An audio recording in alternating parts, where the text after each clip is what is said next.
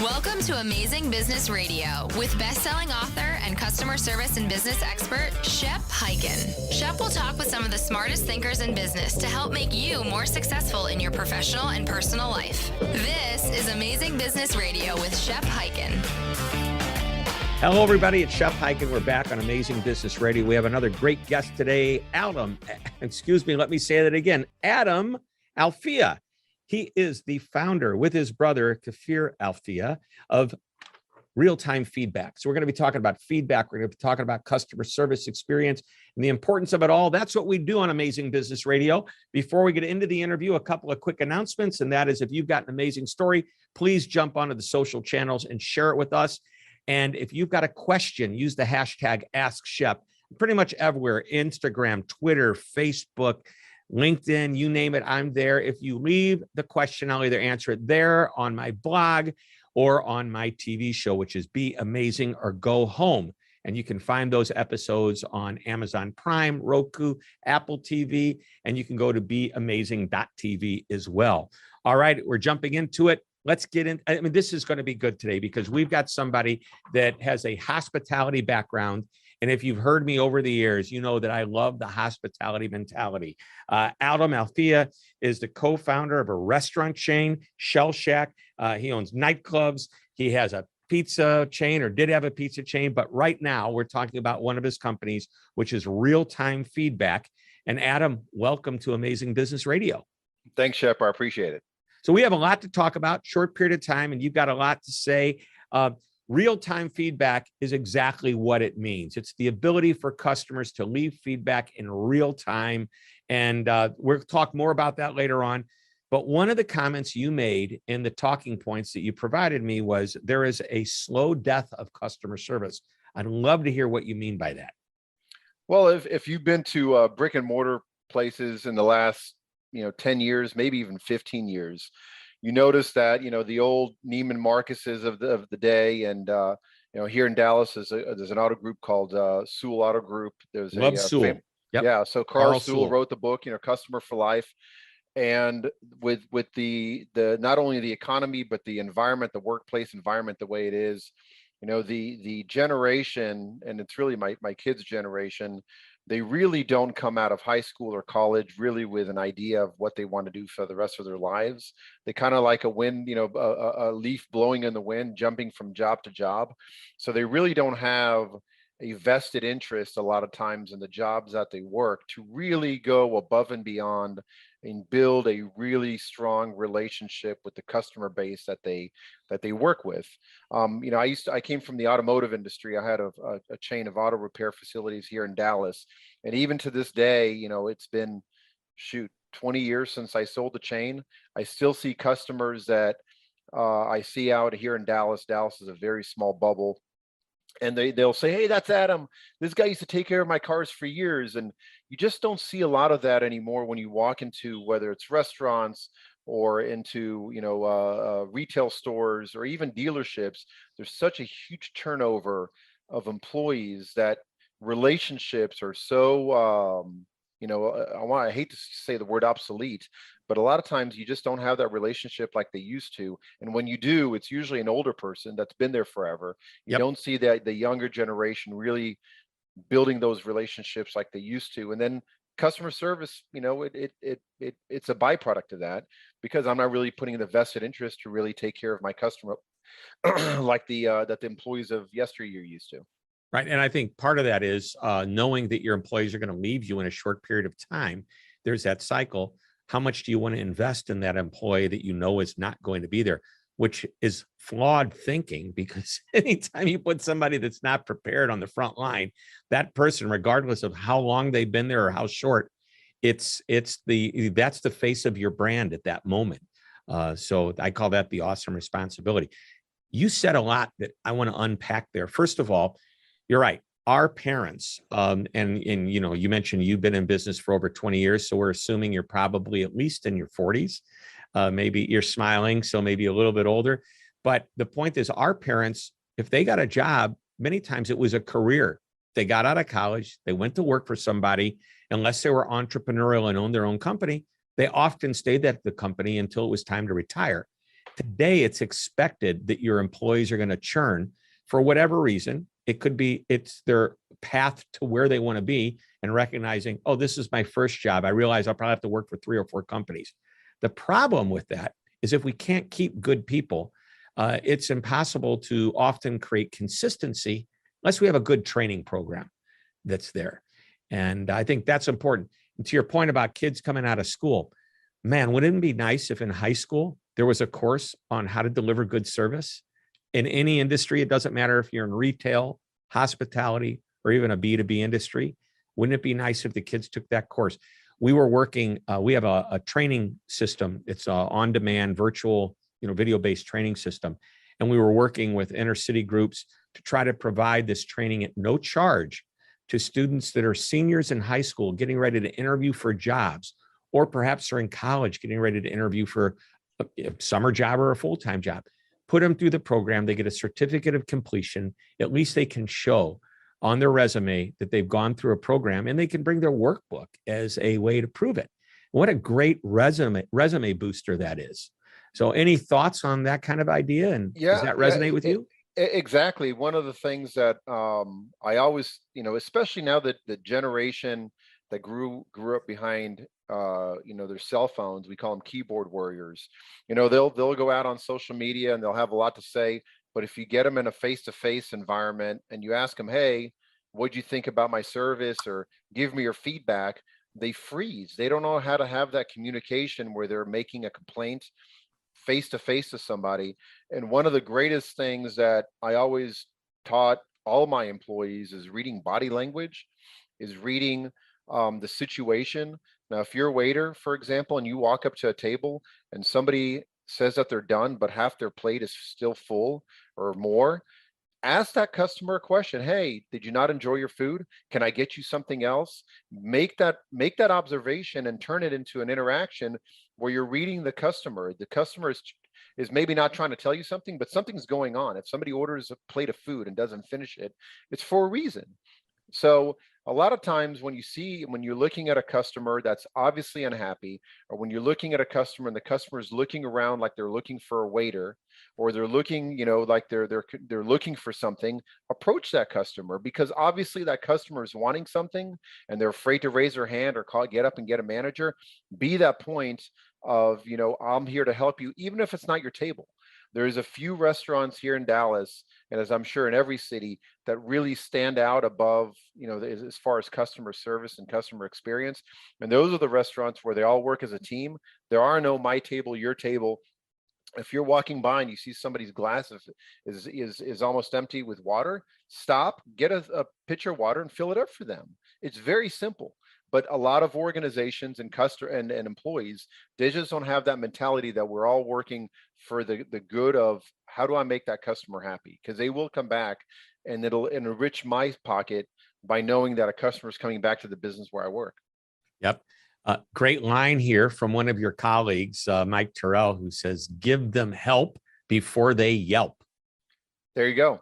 That's actually, that's when we first started the company, that was a big mantra here at the office, because, one of the things that we did at our restaurants was, it drive me crazy. I'm a big, I want customers to have a great experience. And when I see negative reviews online about a brand that I'm, 100% involved in, it hurts me personally that somebody had a bad experience. So we instituted a policy that a manager had to touch every table before that customer left. And even still, when a manager walks by, introduces himself or herself as a manager and say, hey, I'm the manager here. How's everything? Is everything okay? Customers would even then still avoid the confrontation, and oftentimes would not say, yeah, I'm having an issue with this or having an issue with that, because people get anxiety, especially the younger generation, 35 and under, have a lot of anxiety of having that face-to-face confrontation, especially, all of a sudden somebody walks up to your table and asks you. So a lot of times they won't say anything and they still leave. They leave the restaurant and leave a negative review, and it would drive me crazy. So my brother and I would ponder about this for hours. How do we get that customer to engage us and tell us the truth?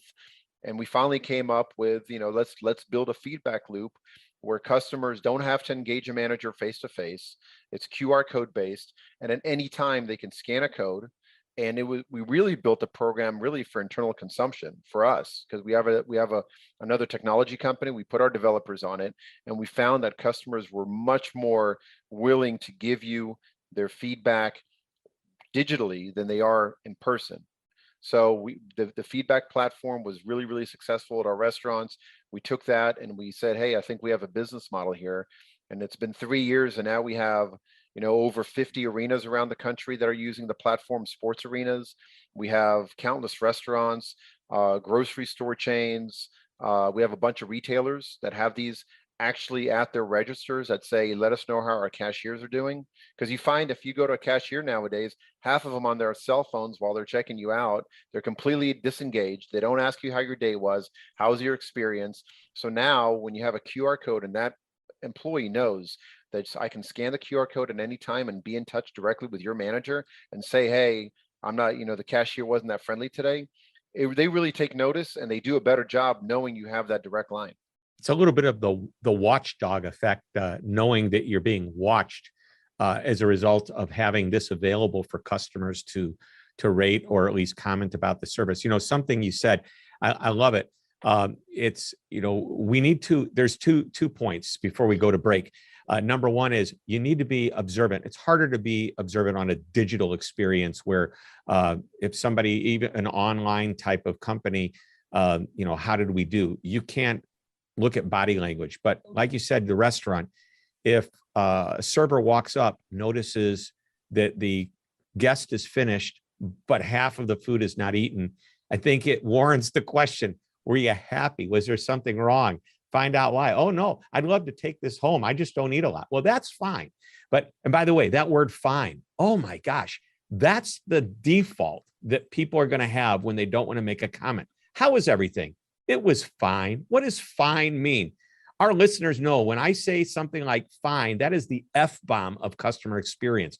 4 letters, starts with F, and it means we don't know if it's good or bad, unless they put an adjective before it. How's that haircut? Or how do you like your haircut? Oh, mighty fine. Well, then it's okay. But if they go, it's fine.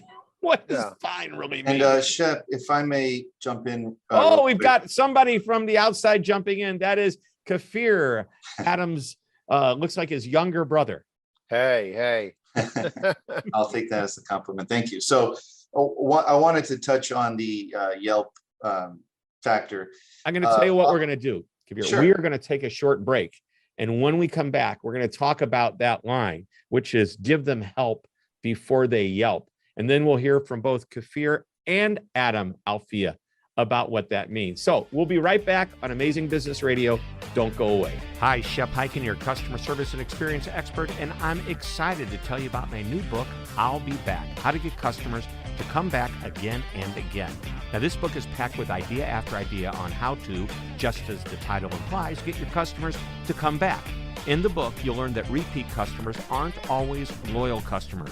Now, both are great, but there's a big difference. You'll also learn about 10 reasons a customer may stop doing business with you and 3 reasons you would stop doing business with them. And one of my favorite lessons is a 6-step process for creating an I'll Be Back strategy. Of course, there's much, much more. You'll start getting more of your customers to say, I'll be back almost immediately. Just go to www.illbebackbook.com. Again, that's www.illbebackbook.com. You're listening to Amazing Business Radio with best-selling author and customer service and business expert, Shep Hyken. We're back on Amazing Business Radio. We're talking with Adam Alfia, but now we've added to the guest list his brother Kafir. Am I saying that correctly? You're saying it exactly correctly. Good Perfect. job. I want to make sure. Isn't that a shame if you go to try to pronounce somebody's name and it's wrong? And I think there's no shame in saying, I want to make sure I pronounce it. It's just part of customer service, isn't it? Exactly. No, I appreciate that. So you had a comment about Yelp you wanted to make. Right. Yeah. So, there's an antagonistic relationship that Yelp has created between businesses and customers, unfortunately. And, a lot of times customers go to Yelp as kind of a revenge, like I had a bad experience, and now I'm gonna make you look bad in front of everybody. And there's actually a very certain type of person that would do that. Most people are not Yelpers. You go on Yelp, you'll see that there's actually a vocal minority of people that are actually going on Yelp. Most people, they have a bad experience. They just go home, or they tell their friends, but they don't go online. They have no axe to grind. And that is actually the majority of your customers are going to have a dissatisfactory experience. And, one of the reasons why we created this product is so that we can serve that, silent majority, as we call it, of people. They just needed a simple and easy channel to make it easy for them to communicate their issue, because most of the people, like I said, are silently suffering. And if you just make it really easy for them to let management know what's going on, they'll do it. Yeah, all the stats and facts going back to the late 1970s, when the Technical Assistant Research Program, which was commissioned by the White House Office of Consumer Affairs, did a study, and everybody still quotes that 4% of your customers who have a complaint make the complaint, and the rest of them don't. And that means you've got 96% of people out there. Social media has given people a microphone and a megaphone, really, even so. And to your point, now I'll argue that there are some companies that encourage you to go to Yelp, and those are the ones that are so confident in what they're doing that they want you to go to Yelp and leave the feedback because they know it's going to be positive. Yelp, TripAdvisor, and by the way, if you're in a business that is more B2B focused, that doesn't have a Yelp or TripAdvisor type of social channel, there are still forums that many of your customers are going to talk about you without going directly to you. So to your point, we need to make feedback easy. And I know that's what your technology does at Realtime Feedback. And so I don't know if you agree or disagree with that comment, but I know my son is in a frontline business. He's a musician, but he also runs a tour company down in Nashville, Tennessee. And he loves getting Yelp reviews and TripAdvisor reviews, basically because he knows that he's not going to be bad. But to your point, if somebody decides to seek revenge, I love that you use that word, that's where they go, social media. Oftentimes, it's because you didn't give them what they wanted when they asked the first time. Could have been in person, could have been an email, a phone call to customer support. I know at the break, you talked about the customer effort score. Well, I think that's a good idea to get into. But if you make it hard to leave a comment, guess what they do? They go to the second place, and that's usually social, so they can broadcast it to everybody and hope to get a response. Well, it's not just leaving a comment, it's also getting a response from the business. So we make it very easy, as businesses should, to make it where if a customer has an issue, I don't want to call. Most customers now don't want to call a toll-free number. They don't want to send you an email. I want to tell you what I have to say right now in the moment, and I want you to respond to me and hopefully fix the issue. So for example, one of our verticals that we're going after is grocery stores. And as you know, across all industries, they're having a hard time getting people to manage the store like they did before, because there's the big quit going on right now. So we actually developed QR codes that they can put, for example, in the dairy department or in their produce department, that asks the customers for help. It asks the customers, if you see any items that are near expiration, let our dairy manager know. So now they can scan a QR code in the dairy department. They can then take a picture of the Yoplait that's about to expire. The manager gets that, and they can respond to the customer. Thanks for helping us out. I'll make sure we'll get a fresh stock of Yoplait in the dairy department. So now you're using customers as your eyes and ears, because customers love helping businesses that they patronize. When I go into a grocery store chain that I go to, and there's carts in the parking lot, or if they have a dirty restroom, I'll go find a manager and go, hey, your bathroom needs cleaning, or hey, you have parking, you have carts in the parking lot. But if you give customers, most customers won't do that, but if you put a QR code in the bathroom, say, hey, let us know if this bathroom needs cleaning, or let us know if our carts need cleaning in the parking lot, customers will tell you. If you make it easy for them, scan a QR code, put exactly what you want to say and submit. Managers get it in real time, and they can respond within seconds to the customer. It's a beautiful thing when it works. All right, you've given me a second article idea, and that is customer service is a team sport. You, the customer, and us, the company. So let's work together to give you the best experience. use our technology, which in your case, your real-time feedback technology allows somebody to share a comment in the middle of their experience. And I think in the perfect world, somebody's going to be alerted to a problem and ideally cover it before and take care of it before the customer ever makes it in a grocery store to the checkout lane. Definitely before they get out of the store. I think that it's brilliant. Just so I want to throw something out there. There's some companies that I've worked with that create feedback kiosks, if you will, like the happy or not type of kiosk. For those that aren't familiar, you are familiar with it, you just don't know the terminology. You've probably been in an airport at some place that had a little display that had a smiley sign, a neutral, not smile, not frown, and then a frown. You get a choice. Am I happy or not? Or am I average in the middle? Fine. And you just hit that button on the way out. But wouldn't it be nice to have that set of feedback mechanism like yours that you're talking about in the middle of the experience, so that you don't get me on the way out, but you get me while it's happening? Hence, real-time feedback and real-time fixes, as opposed to letting the customer walk out of the store and then getting back. Exactly. I mean, that's one of the things, the problem with the smiley faces is it tells you customer sentiment, but really doesn't pinpoint what the issue is. It could be that they're out of hand towels, but you wouldn't know that. It could be you have a overflowing toilet. We actually work with a couple of airports right now to implement the feedback platform, because the smiley faces, with the pandemic, nobody wants to touch anything. So now the QR code and A and B, I can actually tell you what's the problem with the issue that I'm having and attach a picture or a video if I want to. So if you have an overflowing toilet, I can take a picture of or a video of the toilet, send it in, and expect a response within seconds from somebody in maintenance. Yeah, I love it. I love it. So here's a great, the idea of survey fatigue. So this is not about a survey. This is about feedback. But what are your comments about surveys? Look, surveys certainly have their place in a corporate environment. They give corporations big picture things about how they're doing holistically, but they really operationally, I don't think I've filled out probably 500 surveys in the last 2 years, just because now I'm in the industry and I'm trying to learn what people are trying to gauge.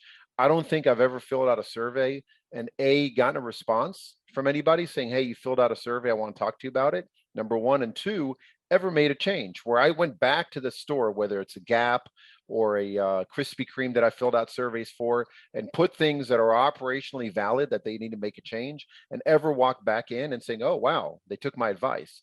So you really don't see, it's a very much a one-way street, where I'm giving you 5 or 10 minutes of my time, giving you information. And unless you give me a coupon at the end, you're really not giving anything back. I'm contributing, but you're not giving me anything in return. And it drives me crazy. I just wrote an article titled Feedback Narcissism, which is all about we want to get the feedback. And I always do a cartoon every week. And I had a person who next to him was a big, like a trash can filled with crumpled up pieces of paper. And the other one, there was a very small stack. And another employee says, so what are you doing? He says, well, I'm going through all the feedback and I'm throwing away all the bad stuff because my boss only wants to hear the good things that are happening. But feedback is truly a gift. And by the way, I believe operationalizing feedback, both good and bad, is really important. You get bad feedback, get with the customer, fix the problem the customer is having, use it to make sure it doesn't happen again in the future to that customer or other customers. But what if they give you some great example? Why doesn't every customer share this example? And if it's something that, wow, that's really good, we need to make sure we're always doing this. Now you operationalize the good along with trying to mitigate and eliminate the bad. Exactly. I mean, that's really, if you look, it's all data. If you're not using the information that your customers are telling you to operationally make a change and use it to drive change, then it's all for naught. You're just going through the motions of, having that illusion that you care by giving out surveys. But if you don't make any changes, what good is the feedback from your customers? Right. It's a waste of time, effort on everybody's part. All right. We're down to running out of time. I always ask the final question. Is there one nugget of information you want to share with our audience before we end our interview today? Yes. One of the things that we really try to impart to the customers that use our platform is you cannot wait for customers to give you feedback. whenever we launch a store, the number one thing we always tell people is ask your customers to scan the code and give you feedback, good or bad, because customers are lazy. Employees are lazy. Customers are also lazy. You have to ask them, hey, do me a favor. Can you scan that QR code and let my boss know how I did today? And you wouldn't believe the change, the difference that we see, especially we have a bunch of dealerships between employees that ask for feedback. They'll get sometimes 10 to 15 times the amount of feedback than an employee that doesn't say anything. So ask for feedback in the moment while that customer is there, and you'll learn your customer a lot more than you think. Right. Now, two things I want to add to that, if it's okay. Number one is when you ask for the feedback, I love it. That's great, but no strings attached. In other words, don't, and you mentioned dealership, car dealership is what I'm assuming you're thinking about there, but I know my car dealership asks me to give the feedback and please rate me high, because otherwise they're going to take away my firstborn child and I'm going to lose my, and they give me all these excuses as to why I am guilted into giving good feedback. That's the first comment. Let's stay away from that type of behavior. The second is when you tell your employees to ask for feedback, again, no strings attached, they're going to act differently knowing that they're potentially going to be, for lack of a better word, graded on the experience. And I used that word watchdog before. It really is helpful to know that, hey, somebody's watching and paying attention to this. I actually read that article. It's a great article. Well, thank you. Thank you. I actually stole a couple lines out of it, if you don't mind. I like that. Well, hey guys, you're awesome. So I'll wrap it up saying the original interview started with Adam Alfia, but I want to thank Adam and Kafir for joining us on Amazing Business Radio. Thanks for your insights today. Of course. Thank you for having us. All right, everybody, wraps up another episode of Amazing Business Radio. We will be back next week with another interview. And until that time, this is Shep Hyken reminding you to always be amazing.